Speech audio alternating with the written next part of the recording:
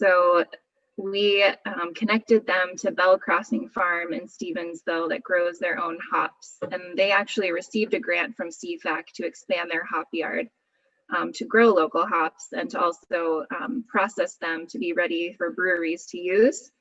And so we've matched them with Imagination, and they will be launching next week homegrown farm fresh pale ale made with these hops that will have the same label, can label, as our Passport.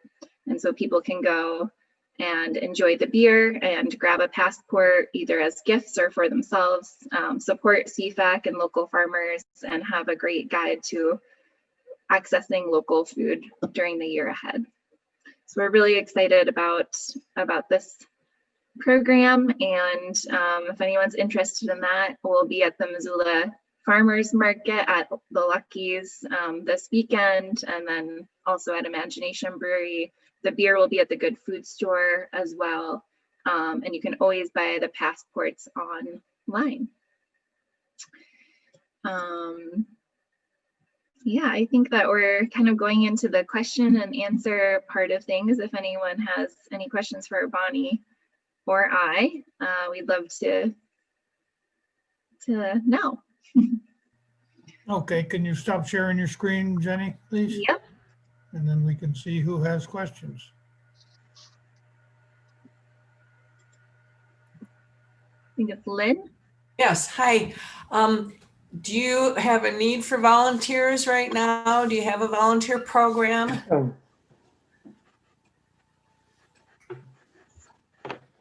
I wasn't sure if Bonnie was going to take that on, or if you wanted me to. Either one's fine. Either. We don't have a really structured volunteer program, quite honestly, Lynn. But we do have oftentimes such as when we do mailings or tabling at the farmers market or other events like that.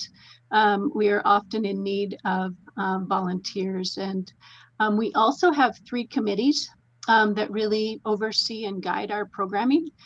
We have a beginning farmer and rancher committee, food access committee. Actually, I guess we have 4.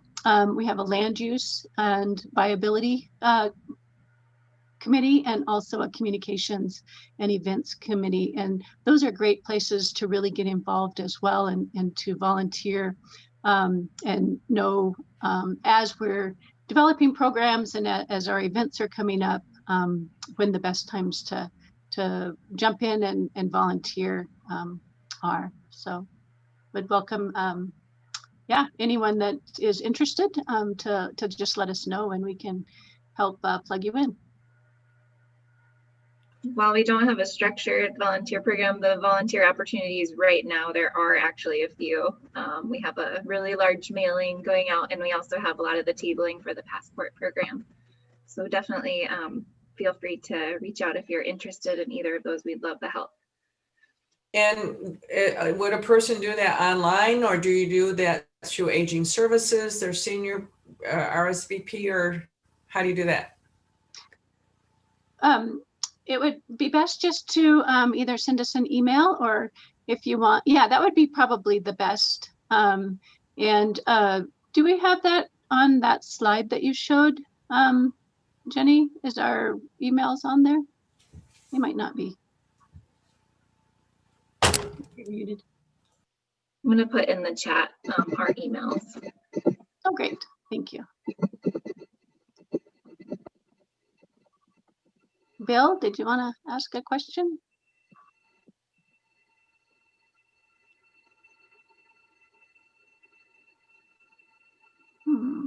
I have a question. Hold on, Lee. I think Bill's trying to say something. Okay. We're not hearing you, Bill. You want to check your microphone?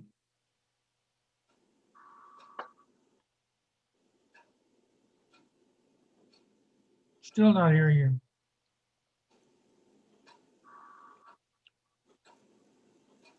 Okay, Lee, why don't you go ahead and we'll let Bill sort out his microphone. Okay. My wife and I moved to Missoula in 10 years ago, and we take walks all over the city, not just in our neighborhood, but we go everywhere throughout the city in the local areas to walk. And we noticed that there's a lot of, I call it high density housing being constructed. And I really applaud that. To what degree is your organization trying to work with either county commissioners and or zoning boards to try to minimize the conversion of farmland to housing? And to what degree you're trying to encourage, higher density closer to the city center, and not only just to the point of conserving food producing land, but also reducing energy consumption because you're closer to where everybody wants to go for everything. So do you have any connections to the zoning governances that affect land use out in the periphery of a city? Yes, absolutely. And that's been one of the things that we've worked on really extensively for the past 10 years, really, in looking at every subdivision that is proposed that happens to be on agricultural land, whether it's 10 acres or 100 acres, and really worked hard to get a policy in place a number of years ago that would protect agricultural land, that 50% of every acre developed would have to be matched. So, and really tried to get a mitigation policy on the books that would have to be followed right along with setback rules and other limitations on how people build. That mitigation policy did not go through at the time, but we have continued to really work with the county, especially because there's not a lot of agricultural land within the city limits right now. But so most of our work has been with the county. We've worked on the zoning updates, served on the advisory committee to that. We've also been working on that Mullen Build area and trying to ensure that the land that they are identifying as agricultural lands actually get used as agricultural land. We're looking at other areas out, especially in the Grass Valley, for concerted conservation efforts to ensure that land is saved, and really participated a lot in the growth policies of a few years ago, where we really looked at and helped to kind of craft that looking inward that the city put forward, and to think about how to build more densely and make a plan for how we grow, so that we're not just spreading across in a cookie cutter fashion all across the Missoula Valley, which is just going to continue to whittle away subdivision by subdivision of all of the farmland that we do have left. And it's a small percentage. We think we have about only 2% of what we used to have in this valley. So thank you for the question. Jack, did you have a comment on that? Hold on, I think Bill's connected. Jack will. Oh, I'm sorry. Next, okay, Okay, can you hear me now? now we can hear you, yes. Okay. I moved here from Northwest Colorado, and the conservation easements were used not only by private land trusts, but the Department of Wildlife and very rich trophy ranchers to purchase conservation easement. Are those being used here in Western Montana? We're not seeing that nearly as much as in other places. I'm rather concerned, to be real honest, about the COVID refugees, if you will, that we have started to hear about. And I think we see that a lot more over in the Southwest, in the Bozeman, Livingston area, than we do here, but I think it may be coming. And so far, we haven't really seen a lot of that. And there does seem to be real concerted effort in maintaining farms and ranches that are productive and that are a part of our local food system. And there is kind of there's not mandates against people from out of state doing that or having those trophy farms and ranches. I think that a lot of our properties, though, are maybe a lot smaller than what you find in other areas, and I think that that's a bit of a protection for it as well. What I might add is that in the Steamboat Springs area, Mhm. the ranchers in that area were receiving millions of dollars for conservation easements, Yeah. and it did protect the valley north of Steamboat Springs to remain in a ag Mhm. capacity. So that may be something that if you're really concerned about saving farmland for farming purposes, that seems to be a way to do that. And the open space bond that was passed 2 years ago now. Was it 2 years or just last year? Anyway, that both the city and county worked together on to pass is being used, and projects are starting to come forward that really do protect agricultural land and that will be able to put those conservation easements on.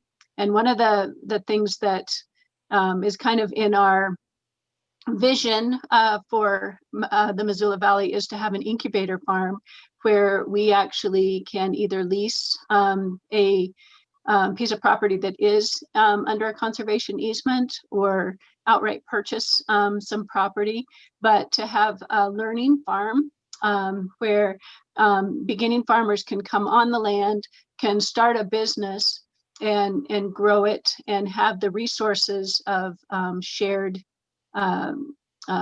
farming with other farmers. And there may be 3 to 5 farmers on the land at a time.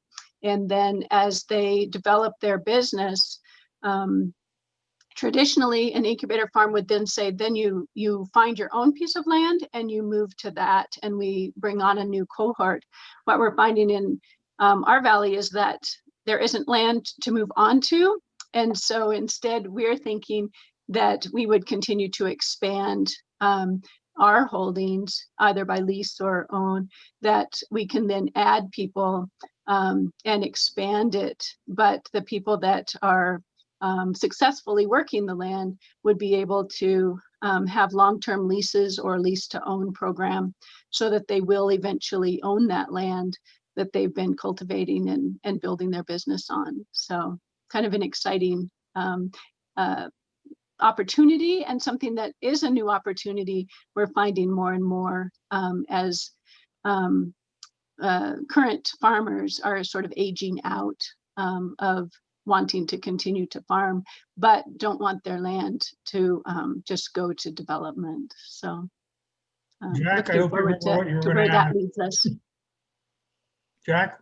Yeah, couple of different questions, but this land use stuff been an issue for a long time in Missoula and It has. development and setting aside agricultural land. And I mean, it's good to work with government to try and get those policies and stuff in place. And your outcome, I think, is good. The issue that I see is how do you come up with people? A developer has 100 acres they're going to develop, and you get them to set aside 10 out of the 100. What are you going to do to prevent that from becoming a 10 acres of knapweed in Missoula County? And those are some huge issues that I've seen argued for some time now, and a lot of people Absolutely. object to that.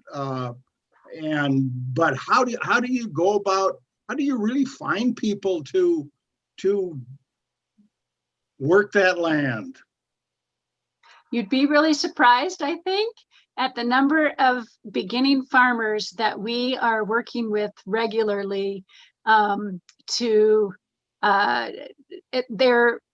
they're very passionate and they're very interested in farming.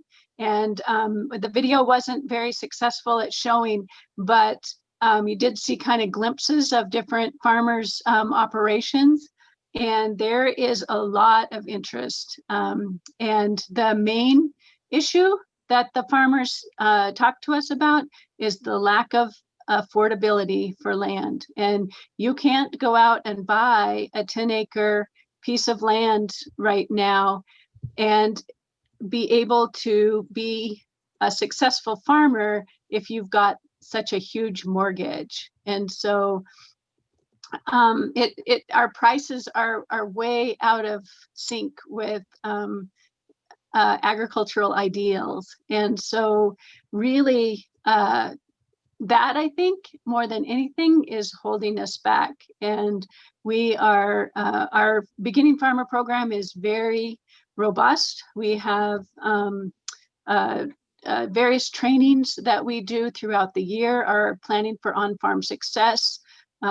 We have different resources for helping beginning farmers get on the land. And as Jenny was mentioning about our loan and grant programs, to really help them grow, put infrastructure that will help them be more efficient. And we don't really see that lack of interest or dedication from the farming community as the barrier at all. But yes, that has been a topic of conversation ever since I've been in this work, and it's one that we continue to try to really show just how many folks are interested and would be very excited to have the opportunity to farm and or ranch. And you know, even also the Big Sky Ag program and FFA, so many of the students there are looking for how to get involved in agriculture and are learning agriculture and ranching especially, and grass finished and sustainable ways of farming and ranching as well, and really bringing that to the forefront now. Jim Harmon?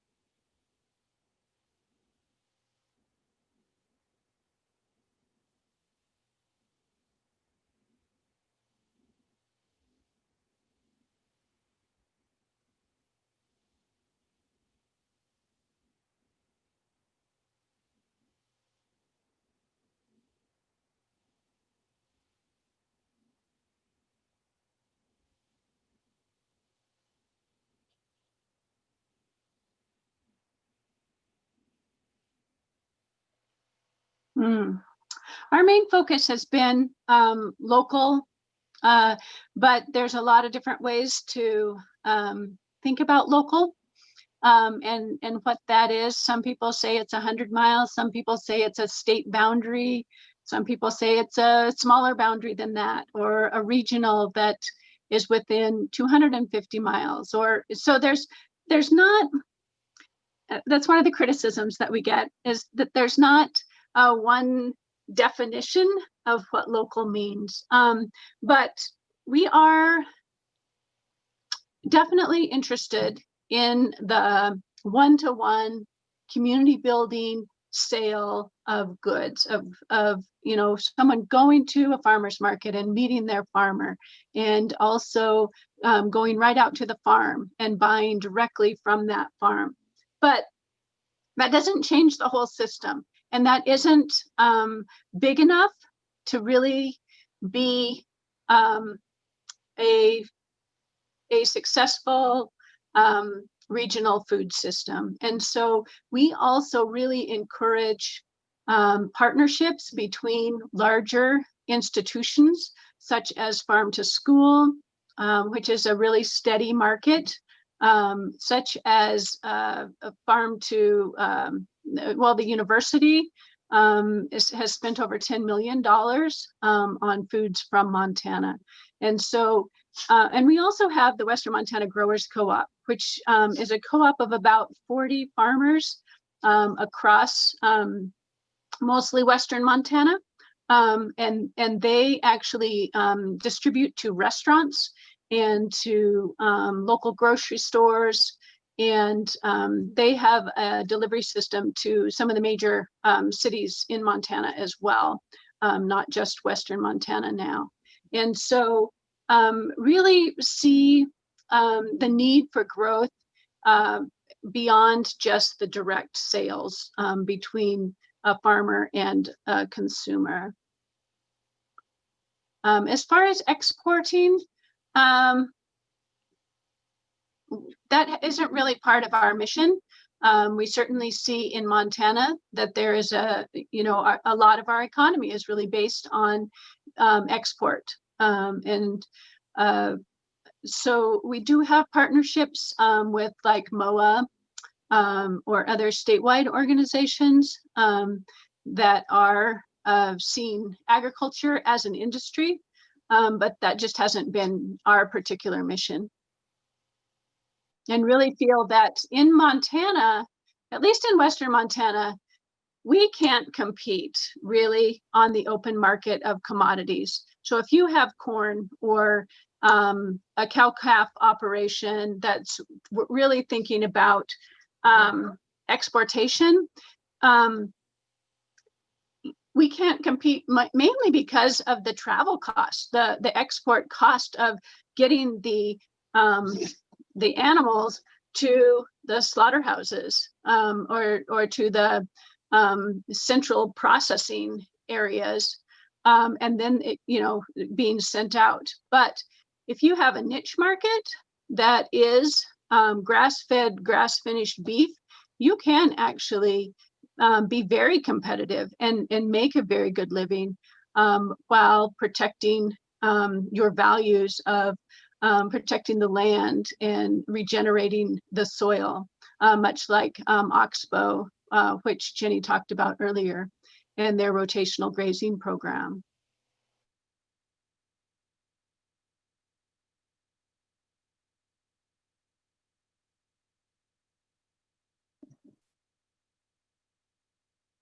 There has been a lot of talk about flour mills, actually, in light of the lack of flour that was on the shelves just this past summer.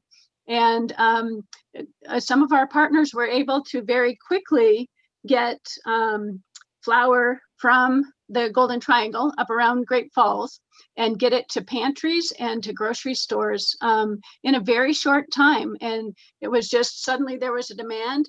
The partnerships are in place and they were able to fill those shelves. And so we have the capacity, we have the capability, we just need the right reasons. And the COVID has actually created a lot more awareness and a lot more opportunity to really capitalize on the structures that are in place right now and the trade lines to really see a bump in local food on a bigger scale. Jack? And there's also meat processing. That's something that is going to happen within probably the next year. Is there's a real move toward meat processing in Montana, which we have not had. When somebody wants to process their cattle, it has to be shipped out of state and then processed and then brought back in to our grocery stores. And that's it's a loss of revenue for our state, and something that I think now within the next, I would say within the next year, we will have some packaging plants that are USDA inspected. So, Jack? Again, a couple things, and what you just said about a meat processing plant, boy, I tell you, Montana's needed something like that for years. We've Yeah. had to ship so much beef out of Montana, and it's with the COVID stuff, you've seen a real crisis in our local little butcher shops right. that can't take elk and deer this year because they've had so many people like you and I have gone to our local rancher and bought a beef and we're taking it down there to get it whacked up, and that it really is it's really hard to have some kind of balance with that. But Montana's really needed a processing plant for years and years, and I hope that comes to fruition. The other thing I heard you, and back to some of what Jim was saying, that it's good to hear, because I at one time I explored this a lot, of trying to break into some of those places for providing commodities, and the University of Montana is a good example. They buy thousands of dollars, thousands of pounds of produce, for instance, and boy, unless you can produce a huge amount and have it processed, and then you think about all of that, you got to process it, you got to have to probably freeze it and all those things. It's a tough market. And so it's really good to hear you talk about mostly just local kinds of small things now, because to have grandiose ideas about some of those markets, I think is not worth the effort right now. I applaud you for the mills and things like that. Wheat Montana is a good example of something that's really been successful. But again, volume versus access to markets and all those things are extremely complex. So, yes, definitely. And a lot of barriers, but a lot of partnerships as well. And Mission Mountain Food Enterprise Center has been processing food for the school system and the university system, especially squash, where they peel, seed, and freeze squash during the season in the fall, and then have that all year available. Additionally, their lentil burger, which is a protein substitute, and actually not a bad burger, I have to say.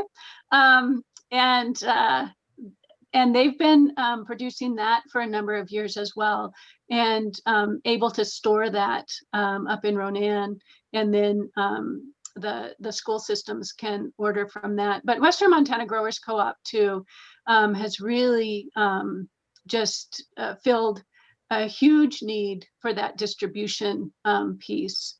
The aggregation and distribution is so critical to all of it as well.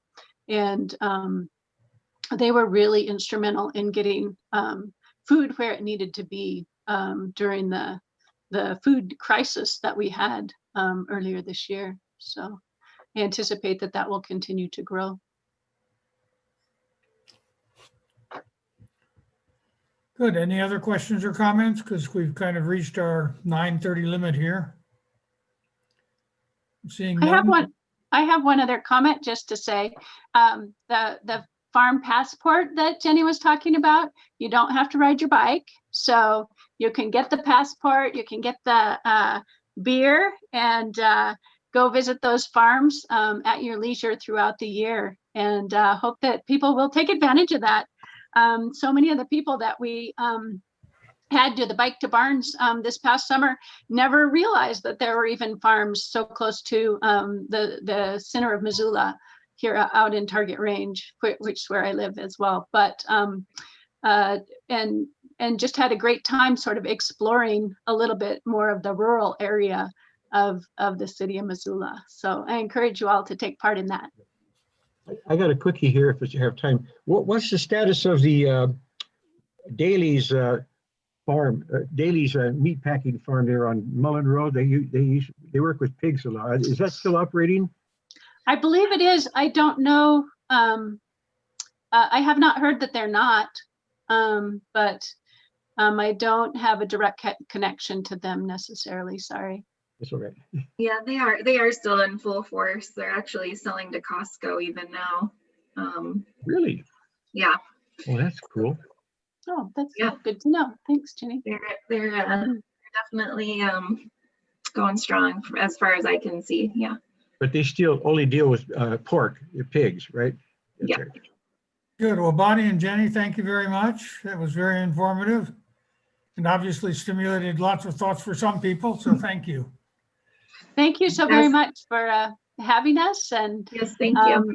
yeah, feel free to check out our website and keep informed on what we're doing. We do have a newsletter that we're happy to have you sign up for, and can get news as we go and different opportunities to connect with us and to engage in more public dialogue around these issues. Would be great. Good. Yeah. Thank you. Thanks, everyone. And everyone have a good week. Stay healthy.